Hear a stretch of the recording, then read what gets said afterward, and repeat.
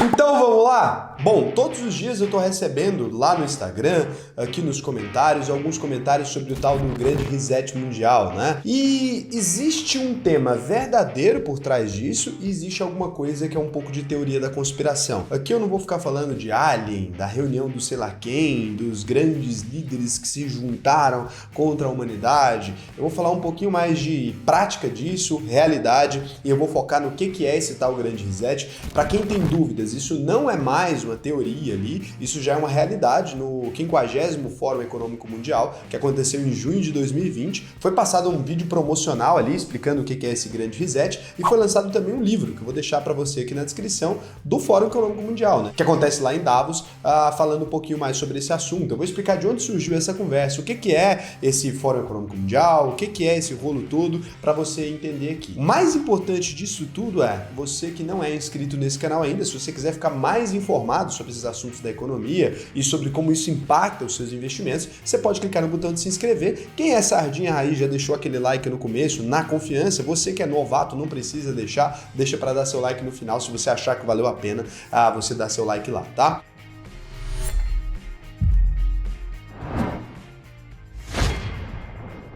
Então a primeira coisa que você precisa é saber o que é o Fórum Econômico Mundial, né? É uma reunião que acontece lá em Genebra, mais conhecida ali por essa reunião que acontece em Davos, onde reúnem-se ali diversos bilionários, políticos influentes do mundo inteiro, né? Inclusive sempre tem uma apresentação ali de um brasileiro, do ministro da Economia, uma coisa, só gente muito pica grossa convidado para essa reunião, e esses líderes ali, eles se juntam para discutir os rumos ali da economia nos diferentes países. Quem convoca as pessoas para essa reunião ali é o Príncipe de Gales, que é o Charles, né? E também o CEO atual desse Fórum Econômico Mundial, que é o Klaus Martin Schwab. Ninguém sabe exatamente o que acontece ali, poucas pessoas são convidadas para ir lá em Davos, é um negócio bem restrito assim. Ele fundou o fórum, né, o Klaus, em 1971, ele é atualmente o CEO, ainda permanece como CEO, e nas informações que foram tornadas públicas do que aconteceu nessa reunião, na 50ª reunião, ou seja, já fizeram mais de 50 encontros além desse, eles ressaltaram algumas características desse primeiro encontro aqui. Eu vou te explicar como que isso vai mexer na sua vida.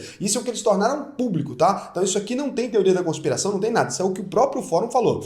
Nas informações públicas ali, então, eles falaram de 3 principais características desse 50º Fórum, do que eles querem para o mundo, né? O primeiro envolve a criação de condições para uma economia de partes interessadas. O segundo inclui a construção mais resiliente, equitativa e sustentável da economia, baseada em parâmetros ambientais, sociais e de governança, e que incorporaria mais projetos ali de infraestrutura pública verde. O terceiro componente seria aproveitar as inovações da quarta revolução industrial para o bem público, né? Então, além disso, eles ressaltaram ainda um crescimento verde, crescimento mais inteligente, crescimento mais justo. E aí eles lançaram o vídeo, né, o The Great Reset, eu vou deixar também na descrição aqui, falando, né, sobre o que seria esse Great Reset. Aí eles mostram imagens da pandemia, aquela coisa triste, fala que nós precisamos reiniciar o capitalismo. Sim, a gente precisaria restartar o capitalismo.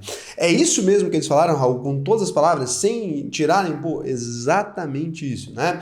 Então o que acontece? Eles aproveitaram ali que a gente está numa pandemia e nesse aquecimento global e essas coisas todas, e a China crescendo, eles aproveitaram disso tudo para falar que a gente precisa realmente recriar as bases do capitalismo ali. E aí qual que é a minha desconfiança com relação a isso? Uma desconfiança muito pessoal minha, que você pode compartilhar comigo ou não. Quando a gente vê ali líderes, né, políticos, bilionários, essas pessoas todas falando que querem deixar o mundo mais sustentável, que querem deixar o mundo mais justo, mais igualitário, eu tenho um pouco de ressalva com relação a isso, porque essas são as pessoas que estão no topo da pirâmide, e a gente sabe muito bem como é que esse jogo funciona, né? Vamos imaginar aqui, por exemplo, eu tenho um canal de finanças, eu criei aqui no YouTube, agora eu comecei a crescer, já estou chegando aí em 200 mil seguidores, inclusive você pode me ajudar se você quiser, aí eu começo a ganhar cada vez mais dinheiro, mais dinheiro, mais dinheiro, eu fico muito rico, com isso eu crio os meus próprios políticos, eu compro esses políticos ali para votar em leis que impeçam os meus concorrentes de nascer e de crescer. Isso aconteceu com diversos setores, né? E assim eu me mantenho para sempre num lugar onde as pessoas não podem mais me alcançar, porque eu criei diversas legislações para que elas não possam fazer o que eu faço. Pensando assim, você conhece alguma empresa de algum setor? Na verdade tem vários setores no Brasil. Você conhece alguma empresa que é assim? Que tipo assim, Os serviços delas são bem parecidos, não muda os players desse jogo há muitos anos. Então vamos lá, vamos imaginar. Os serviços são muito parecidos, não muda o player desses jogos há muitos anos e você não pode criar uma concorrência para eles se você quiser. Você sabe, você conhece algum setor assim? Que você não pode criar uma concorrência, ninguém pode, é muito difícil, impossível, você tem que atender uma série de critérios, você tem que atender uma legislação, você tem que receber uma autorização disso e daquilo, e que o serviço é ruim, famoso por ser ruim, e que é mais ou menos a mesma coisa em todas as empresas que você contrata. Eu não vou falar o nome, né, para não me expor demais, mas existe, né? Então a grande questão aqui é, desde o Bretton Woods, né, que definiu ali o dólar como moeda principal, os governantes estão injetando dinheiro na economia de maneira assustadora. O dinheiro se tornou meramente papel, eles começaram a injetar dinheiro demais. Quando chegou o coronavírus, eles aproveitaram para injetar mais dinheiro ainda e alguém tem que pagar essa conta. Então, como a gente está vendo que está chegando num colapso, e como gente grande começou a falar que vai dar merda as medidas que os governos fizeram, eles começaram a tentar outra saída. Pra vocês terem uma ideia, Michael Burry, né, aquele do filme A Grande Aposta, que se você não assistiu ainda, eu recomendo que você assista, aquele filme que o cara em 2008 ali, ele aposta contra, né, os financiamentos AAA dos bancos ali que davam financiamento para as casas, para os americanos ali comprarem casas, né? O Michael Burry, ele diz que prevê a chegada da grande mãe de todos os crashes, né? Então ele é conhecido ali por apostar contra a bolha imobiliária, ele é fundador do Scion Asset Management. Se você quiser assistir o filme A Grande Aposta, agora que você é um investidor, você vai entender um pouco mais, você vai conhecer um pouco mais sobre esse cara. Ele aposta no grande crash. Para Rubini, né, o economista que previu também a crise de 2008, há sinais de bolha no mercado. Robert Kiyosaki, como eu falei para vocês nesse vídeo do fim do dólar, né? Todo mundo tá prevendo que vai dar merda. Então é o seguinte, o governo ele tá criando um problema, ele injetou dinheiro pra caramba na economia, injetou dinheiro, ele criou uma bolha, ele sabe que essa bolha vai crashar em algum momento e no momento exato que a coisa der merda, o governo vai vir com a solução maravilhosa, né? Então é aquela velha questão, você cria o problema para vender a solução. E é aqui que a gente entra com e eles com, né? Então é assim que funciona. Olha algumas frases que foram ditas pelo Klaus Martin, que é o CEO do Fórum Econômico Mundial lá na reunião. Todos os países devem participar. A indústria do petróleo e outros emissores de gases devem ser transformados. Depois disso, em suma, precisamos fazer o grande reset do capitalismo. O cara quer reiniciar o capitalismo no meio do jogo, né? Então surgiram algumas teorias de que mudanças seriam essas que eles querem baseado nos destinos que eles falaram. Então algumas pessoas estavam falando que eles podem fazer algumas mudanças nos passaportes, né? Para dar mais controle para os países em relação a gente hoje, porque de certo modo você é até um pouco livre para isso dentro do sistema hoje. Criação de uma moeda digital, uma criptomoeda e o fim do papel moeda. E isso aqui é um dos problemas mais graves que a gente poderia ver acontecer aqui. O fim do papel moeda é um dos maiores problemas que você pode imaginar em sentido da liberdade, porque uma criação de uma moeda digital governamental, ela prevê o seguinte, o governo vai saber todas as transações que você faz, ele consegue rastrear todas essas transações e ele pode provocar mudanças nessa moeda da maneira que ele quiser. Você já imaginou o seguinte, você tem ali uma transação que o governo decide, por exemplo, no meio dessa pandemia agora, é proibido bares a partir das 22 horas. E aí seria proibido bares, mas a gente sabe que na prática um monte de bares ainda estaria aberto, um monte de gente ia abrir a casa, ia comprar cerveja, sei lá o quê. Se ele decide isso, ele pode falar o seguinte, todas as empresas que vendem bebidas alcoólicas não conseguem passar maquininhas nesse momento, não conseguem passar crédito, não conseguem receber dinheiro na madrugada. Então só voltam a receber 7 horas da manhã. E esse é um dos pequenos controles que ele pode fazer. Você nunca mais poderia, por exemplo, seria impossível sonegar imposto. Todas as transações ali, o governo tem um registro. E como o dinheiro é digital, ele poderia remover esse dinheiro da sua conta ou acrescentar dinheiro da sua conta da maneira que ele quisesse, né? Então se você está devendo alguma coisa para o governo, em vez de fazer um processo, sei que lá, tira o dinheiro da sua conta, bloqueia esse dinheiro ali, sequestra esse dinheiro de alguma maneira. Ele pode criar isso da maneira que ele quiser. E em vez de ter que injetar dinheiro na economia do jeito que ele faz hoje, por exemplo, criando títulos ali, que ele compra títulos dos bancos, joga dinheiro no banco, o banco joga dinheiro na economia, ele poderia simplesmente acrescentar dinheiro na economia, nos setores que ele quer, a hora que ele quiser. Então o Estado teria finalmente, quando eles falam de aproveitar a quarta revolução industrial, né, o Estado teria finalmente prioridade ali de gerir a moeda da maneira que ele desejar. Isso é uma coisa muitíssimo perigosa, porque O dinheiro hoje no mundo, ele é tudo que a gente tem, todas as transações que a gente faz, né? Você assistir aqui, eu gravar, tudo isso envolve dinheiro, todas as operações do mundo envolvem dinheiro. Se almoçar envolve dinheiro. Então imagina, se você cometeu algum delito ou qualquer coisa que o Estado, se você sonegou imposto, por exemplo, ele pode te impedir de comprar comida até você ir lá. Então assim, o Estado teria o maior poder que já existiu na história, se a gente não tivesse o dinheiro em papel moeda, né? Porque com isso o Estado controlaria as nossas vidas de todas as maneiras possíveis. O Estado saberia exatamente onde você está, na localização que você está, e você pode pensar assim, isso é muito seguro, então a gente teria uma vida um pouco mais confortável, talvez com mais segurança contra os bandidos. Sim, mas o que você não pensa nesse sentido é do que você está abrindo mão. Nem sempre o Estado é gerido por pessoas racionais, na maioria dos casos ele não é, inclusive, e nada impede eles de votarem uma lei arbitrária de uma hora para outra. Agora quem não usa as cores da bandeira vai ser preso, e aí eles podem te localizar da maneira mais fácil possível. Ou se o Estado cai na mão do ditador, ali a gente teria um problema muito mais grave, né? Então ele teria um controle muito maior das coisas que a gente tem. Então é muito perigoso essa concentração de poder na mão do Estado. Eu vejo isso com péssimos olhos, não sei vocês se são mais otimistas que eu, mas a criação dessa moeda digital, né, global ali, por exemplo, cara, seria um problema muito grave para tudo, porque os impostos poderiam ser cobrados diretamente assim e tudo. Então com isso a gente teria essa escalação aí. E aí, com isso, né, eles já começaram a falar na criação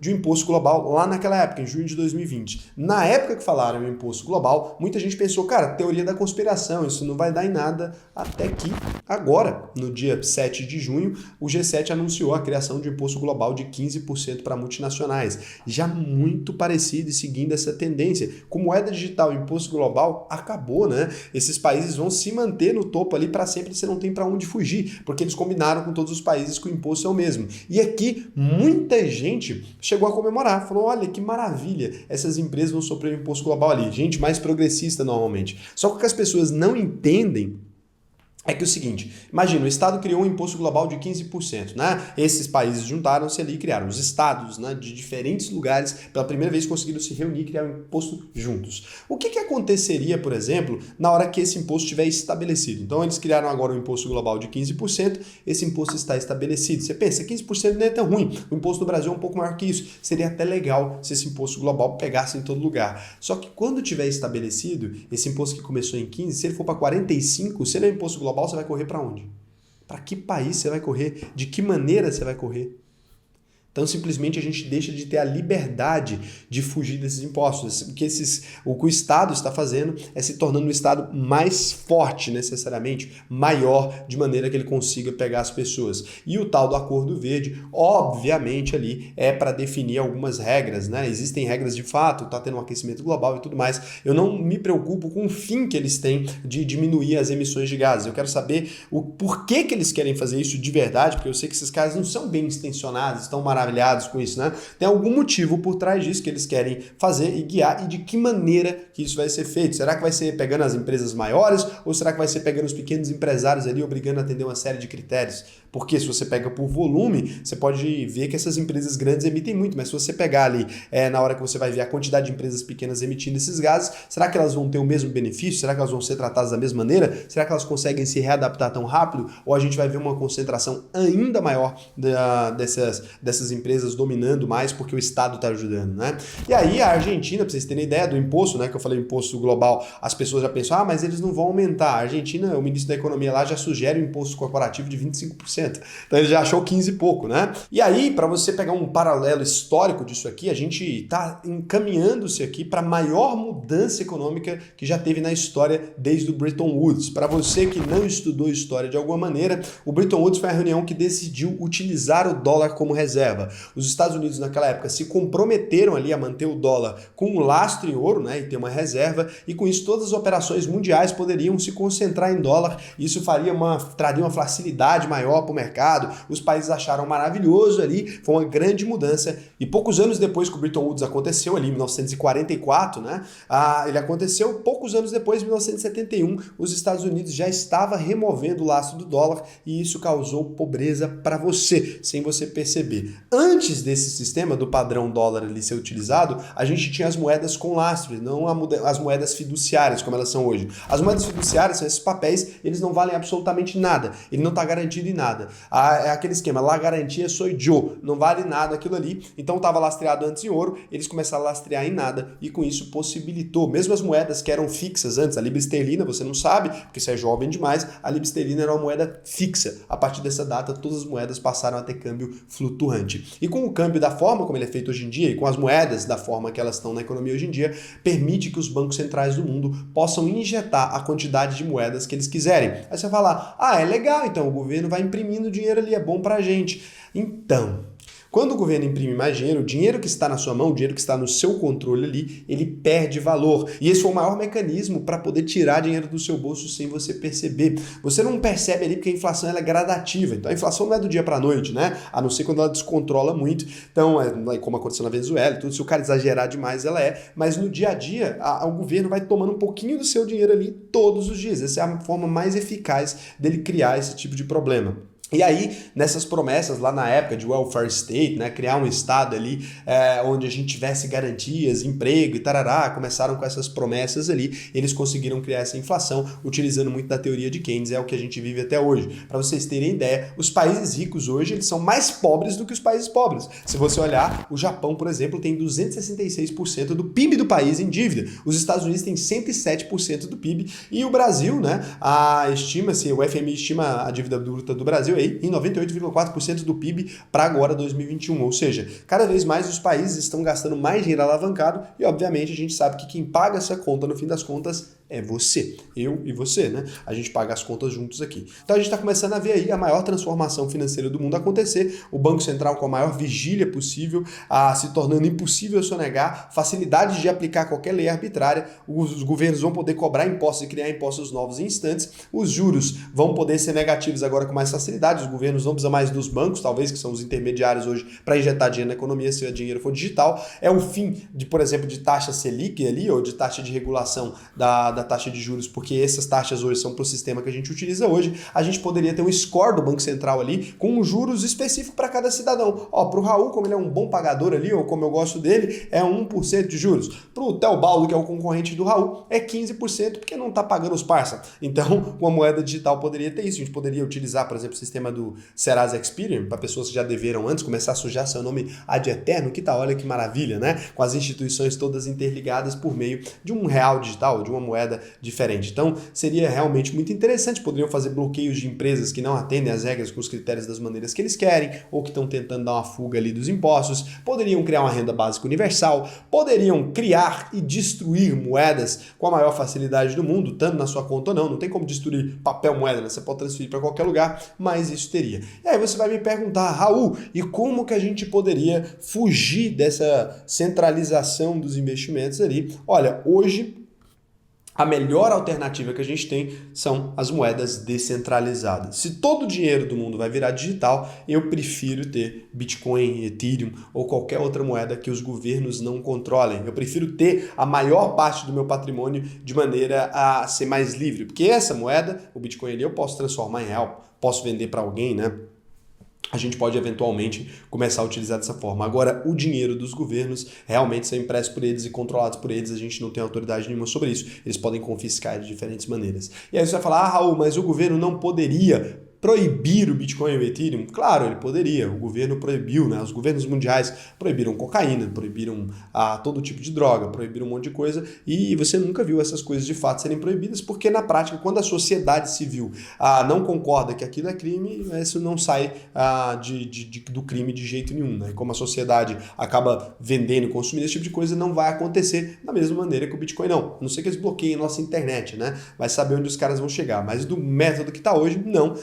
E aí as pessoas me perguntam a minha opinião sobre isso. A gente não tem como fazer muita coisa em relação ao grande reset mundial, tá? Ele é uma realidade da maneira que eu expus aqui para vocês. Esses controles devem chegar mais cedo ou mais tarde, pode não ser hoje, pode não ser amanhã, mas em 10 anos eu não vejo um mundo muito diferente disso, de utilizando essas digitalizações. E claro, os bilionários modificando as regras do jogo com a bola já em campo, porque é assim mesmo, os bilionários, no caso milionários não, a elite global ali manipulando as regras do jogo, enquanto enquanto a bola tá rolando, mas isso sempre aconteceu. Agora, para te tranquilizar, agora vou te deixar bem tranquilo, são 50 reuniões do Fórum Econômico Mundial. Isso sempre aconteceu, não é uma coisa, os globalistas, internacionais, alienígenas vindo e fazendo mudança. Isso sempre aconteceu, os bilionários sempre trocaram as regras do jogo, do meio do jogo, para se manter no poder. Você já viveu com isso a vida inteira. Normalmente existem alguns impactos disso, eles fazem para se beneficiar, não é com o objetivo de te beneficiar de maneira nenhuma, mas é uma coisa que sempre aconteceu, você vai conseguir sobreviver a isso e você pode sempre correr para as liberdades do dinheiro ali. Não é uma coisa que vai acabar com o mundo, os reptilianos não vão vir invadir o planeta, não é isso, são pessoas ricas modificando as regras do jogo para ganhar, como eles sempre fizeram historicamente. Isso aí não é novidade alguma, assim, para vocês terem uma ideia de quanto tempo isso acontece, esse tipo de coisa acontece, quanto isso afeta a nossa vida, né? Eu vou contar uma história, não tem nada a ver com isso especificamente, mas vai te ajudar a entender como funciona esse controle que a gente vive, né? Esse tipo de controle, o que essas pessoas fazem. Mais ou menos em 1920 ali se juntou uma coisa chamada Cartel de Phébus, né?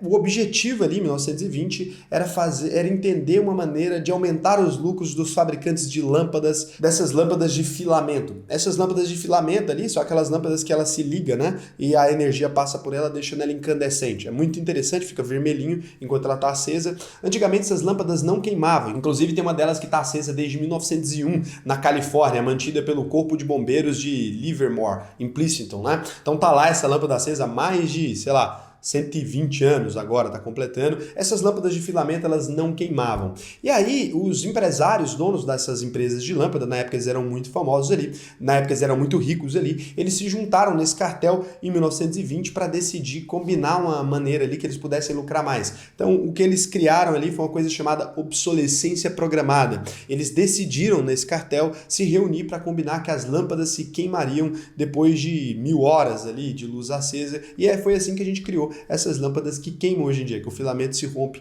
Não tem motivo nenhum para se romper. Eles simplesmente diminuíram a qualidade daquele filamento ali para que ele queimasse de propósito depois de um tempo de uso. E assim as lâmpadas poderiam ser fabricadas de novo e de novo e de novo.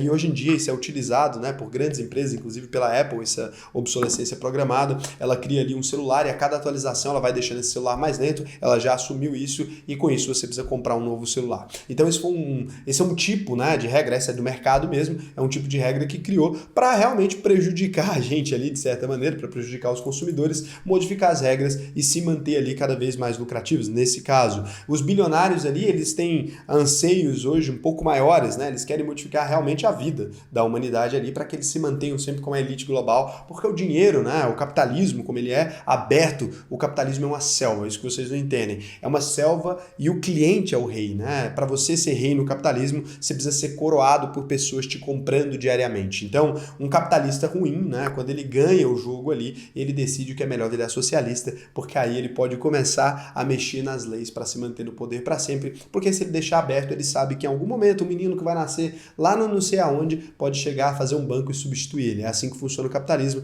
E se você não quiser que isso aconteça, se você for um grandíssimo filho da... não vou falar. Você pode ali criar uma lei e impedir que essa pessoa realmente consiga crescer e escalar, né? Porque a gente sabe que no capitalismo o trono é trocado dia após dia, ele não se passa da maneira que na monarquia. Então é isso, os caras não querem capitalismo de verdade, o que eles querem é uma versão do capitalismo onde eles ganhem sempre. Bom, se você quiser aprender um pouco mais sobre economia, sobre investimento e realmente começar a investir de maneira genial e construir o seu patrimônio, a gente tem a Escola de Formação de Investidores, vou deixar o link aqui na descrição, você pode fazer a sua análise de perfil, se você for aprovado, posso ser seu professor. Então o vídeo de hoje foi só ruim, né? Um vídeo horrível, um beijão, até o próximo vídeo.